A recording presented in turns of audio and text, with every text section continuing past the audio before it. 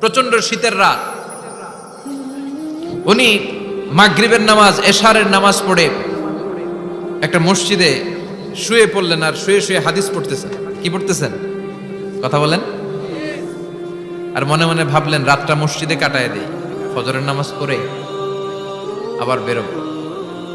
কিন্তু দারোয়ান এসে বলে মসজিদে থাকতে পারবেন না, ওঠেন। দারোয়ান আছে না, কথা কম। আহমদ ইবনে হাম্বল বললেন আমি শুধু রাতটা থাকতে চাই, আমি তো ফজরেরও মুসল্লি, ফজর নামাজ পড়বো তো এই মসজিদে, আমার থাকতে দাও। দারোয়ান তো দেয় না, কেন? মসজিদে থাকার জায়গা না, যান মিয়া। উনি যে আহমদ ইবনে হাম্বল এটা চিনে নাই, থাকতে দেয়। কি করবে এখন? উনি কাঁথা গুছিয়ে হাদিসের কিতাব নিয়ে কাঁধের মধ্যে ব্যাগ নিয়ে মসজিদ থেকে বেরোয় গেলেন। কি আর করবেন, প্রচন্ড শীত, আর কাঁপতেছেন, বুড়ো মানুষ। পথিমধ্যে দেখলেন বাজার। বাজার একজন খাব্বাজ, শাবুন খাব্বাজ, যুবক রুটি বিক্রেতা। সে রুটি বিক্রি করে, চুলার মধ্যে রুটি সেকে।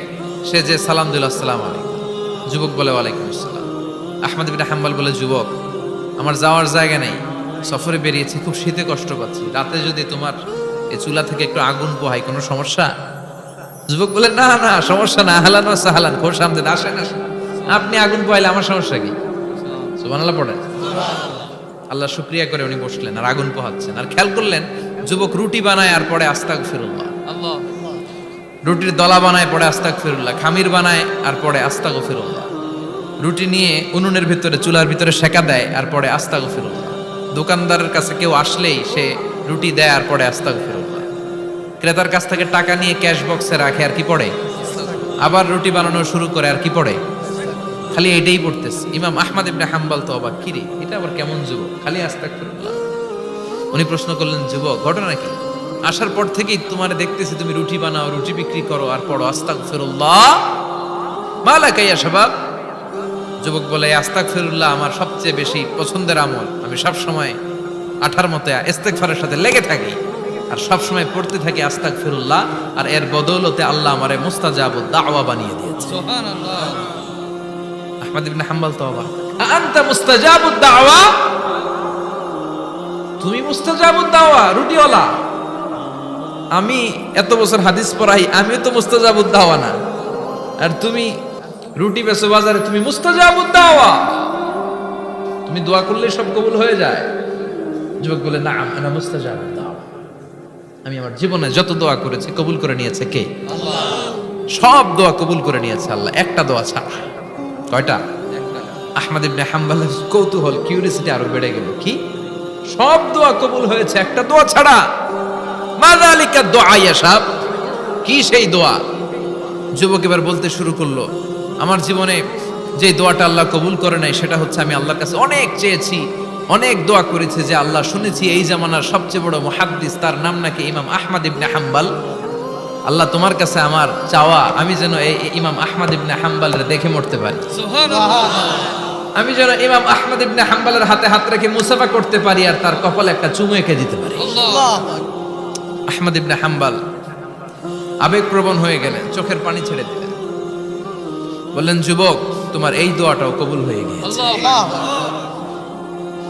আহমদ ইবনে হাম্বলের দেখা সাক্ষাৎ পাওয়ার জন্য আহমদ ইবনে হাম্বলের বাড়িতে তোমার যাওয়ার দরকার নাই, আহমদ ইবনে হাম্বল তোমার দরবারে ছুটে এসেছে। আনা আহমদ ইবনে হাম্বল মুহাদ্দিসুদ দাহর, আমি নিজেই আহমদ ইবনে হাম্বল। যুবক চোখের পানি ছেড়ে দেয়, আহমদ ইবনে হাম্বল চোখের পানি ছেড়ে দেয়। যুবক চিৎকার মেরে ইমাম আহমদ ইবনে হাম্বলকে জড়িয়ে ধরে, হাতে হাত রেখে মুসাফা করে, কপালের মধ্যে চুমু খায় আর আল্লাহর শুকরিয়া করে বলে ও ইমাম আসলে এই দোয়াটাও আল্লাহ আজকে কবুল করে নিল। বিশ্বাস হয় সবসময় ইস্তেগফার পড়লে আপনার দোয়াগুলোর এইভাবে কবুল করে নিবে কে? এই পাঁচটা জিনিস পাবেন সবসময় যদি ইস্তেগফারের সাথে লেগে থাকেন। রাজি আছেন তো? এজন্য বিশ্বনবী সব সময় নামাজে সালাম ফিরানোর পরে পড়তেন আস্তাগফিরুল্লাহ। কি পড়তেন? 3 বার পড়তেন আস্তাগফিরুল্লাহ, আস্তাগফিরুল্লাহ, আস্তাগফিরুল্লাহ। পড়তে রাজি আছেন? ইস্তেগফারের অনেকগুলো আলফাজ আছে, সবচেয়ে ছোট ইস্তেগফার হচ্ছে এটা আস্তাগফিরুল্লাহ, আস্তাগফিরুল্লাহ। আরো আছে আস্তাগফিরুল্লাহ আল্লাযী লা ইলাহা ইল্লা হুয়াল হাইয়ুল কাইয়্যুম আতুবু ইলাইহি। বিশ্বনবী বলেন এই ইস্তেগফারটা যদি কেউ পড়ে আত-তাওয়াল্লি মিন ইয়াউমিজ যাহাফ, যুদ্ধের ময়দান থেকে পালিয়ে আসা কবিরা গুনাহ।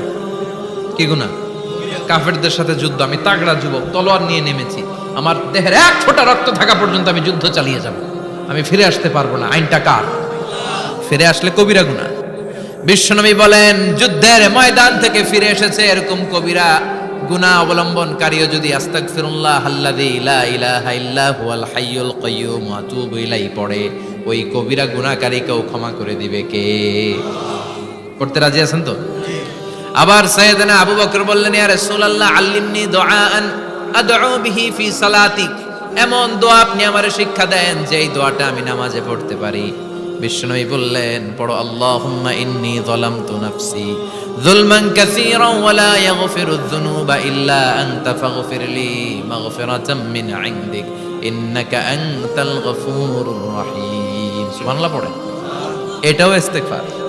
আমরা এটার বলে দোয়া মাসুরা, সালাম ফেরানোর আগে পড়ি না? যেখানেই ক্ষমা চাওয়ার কথা আছে ওইটারই কি বলে? ইস্তিগফার। আল্লাহুম্মা ইন্নী যালামতু নাফসি, আল্লাহ জুলুম করেছি, যুলমান কাসীরা, অনেক জুলুম, ওয়ালা ইয়াগফিরুয যুনুবা ইল্লা আনতা, তুমি ছাড়া এই গুনাহ ক্ষমা করার তো কেউ নাই। ফাগফিরলি মাগফিরাতাম মিন ইনদিক, তোমার দয়ায় আমারে ক্ষমা করে দাও। ইন্নাকা আনতাল গফুরুর রহিম, তুমি হলা ক্ষমাশীল। ঠিক কি না? এটাও ইস্তিগফার, এটাও পড়বেন। আর এই সব ইস্তেগফারের শ্রেষ্ঠ ইস্তেগফারের নাম সাইয়্যিদুল ইস্তেগফার। যত ইস্তেগফার হতে পারে এর মধ্যে সবচেয়ে শ্রেষ্ঠতম ইস্তেগফার নাম কি? কথা কন। বুখারীর বর্ণনা, শাদ্দাদ ইবনে আউস রাদিয়াল্লাহু তাআলা আনহু বর্ণনা করেন, এই সাইয়্যিদুল ইস্তেগফার দিনের বেলা যে পড়বে ওই দিনে মারা গেলে সে জান্নাতি। এই সাইয়্যিদুল ইস্তেগফার রাতের বেলা যে পড়বে ওই রাতে যদি ইন্তেকাল হয় ওই লোকটা জান্নাতি। মুখস্থ আছে না? কার কার মুখস্থ? হাত তুলেন। মাশাআল্লাহ, তাবারাকাল্লাহ, মাশাআল্লাহ, মাশাআল্লাহ। আর যাদের নাই তাদের হোমওয়ার্ক, তাদের আল্লাহুম্মা আনতা রাব্বি লা ইলাহা ইল্লা আনতা খালাকতানি ওয়া আনা আবদুক ওয়া আনা আলা আহদিকা ওয়া ওয়া'দিকা মাস্তাতা'তু আউযু বিকা মিন শাররি মা সানা'তু আবুউ লাকা বিনি'মাতিকা আলাইয়া ওয়া আবুউ লাকা বিযাম্মি ফাগফিরলি ফাইন্নাহু লা ইয়াগফিরুয যুনুবা ইল্লা আনতা। সুবহানাল্লাহ পড়ুন। আজকে রাতে পড়ছেন, মারা গেলে জান্নাতি। চিল্লায় পড়েন না আল্লাহু আকবার। এজন্য বিশ্বনবী বলেন, আমার আগের গুনাহ মাফ, পরের গুনাহ মাফ, তারপরেও প্রতিদিন আমি 70 বার তওবা ইস্তেগফার পড়ি। আজকে থেকে পড়তে রাজি আছেন তো? বেশি বেশি ইস্তেগফার পড়া যাবে না? একটু প্রাণ খুলে, দিল খুলে আওয়াজ করে পড়েন তো আস্তাগফিরুল্লাহ। আর জোরে পড়েন আস্তাগফিরুল্লাহ। আবার সবাই পড়েন আস্তাগফিরুল্লাহ। সব সময় তওবা ইস্তেগফার যারা পড়ে তাদেরকে পছন্দ করে কে? আল্লাহ। সব সময় জিকির করে করে জিহ্বাটারে যারা ভিজিয়ে রাখে তাদেরকেও পছন্দ করে।